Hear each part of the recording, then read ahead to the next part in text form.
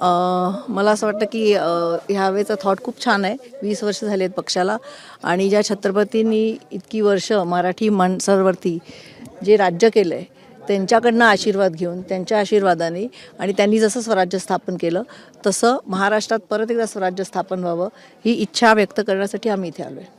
रायगड किल्ला पाहिलेला आहात तुम्ही, अनेक वर्षानंतर आलेला आहे. काय आठवणी? नाही अनेक वर्षांनी आलो. आत्ता आम्ही आलो होतो. मला ते 350 वर्ष झाली राज्याभिषेकाला तेव्हा आलो होतो.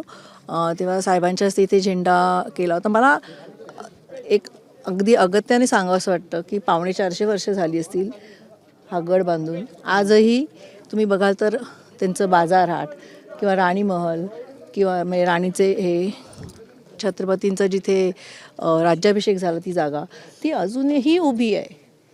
आणि आपल्याकडचे रस्ते पूल सगळंच 4-5 वर्षात पडतं. निदान आपण हा संदेश तरी महाराजांकडनं राज्यकर्त्यांनी घ्यावा की 450 वर्षानंतर पण त्यांच्या भिंती अजूनही उभ्या आहेत आणि आपले रस्ते आणि ब्रिज पडत आहेत.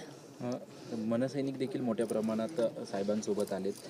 साहेब आत्तापर्यंत भाषणांमध्ये मोठ्या प्रमाणात महाराजांचा इतिहास त्यासोबत महाराजांचे पुरावे काही महाराजांचे दाखले देत होते. त्याच मनसैनिकांच्या देखील चेहऱ्यावरती नेत्यांच्या देखील चेहऱ्यावरती वेगळा आनंद आहे की साहेबांसोबत गडापर्यंत किंवा सदरेपर्यंत होळीच्या माळापर्यंत येतात. साहेबांपर्यंत म्हणण्यापेक्षा आपल्याला असं वाटतं की इथे आल्यानंतर तुम्हाला असं वाटतं की तुम्ही महाराजांसोबत आहात, साहेबांसोबत नाही. आणि महाराज खूप मोठे आहेत आणि महाराजांचा आशीर्वाद आपल्या सगळ्यांभोवती सगळ्यांबरोबर राहावा.